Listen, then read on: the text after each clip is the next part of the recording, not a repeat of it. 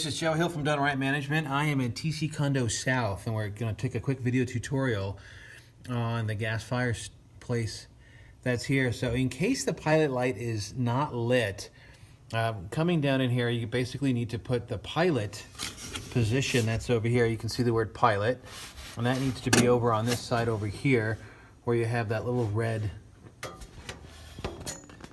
knob.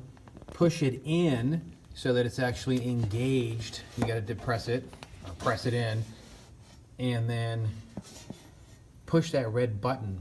So you might need to hold and get this thing lit. So once you have this kind of going for a bit, you're going to end up needing to hold it until the thermocoupler is expended well enough where it's heated up, and then you can go ahead and put it into the on position. So it's in the on position currently.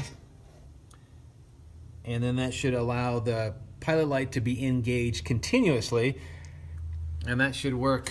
And right here, this right here allows the temperature, once it's reached a certain point, you can allow the blower to go on, and so this will actually engage the fan speed. And just so that you're aware, stop one right here turns on the fireplace, and then this one's for the blower.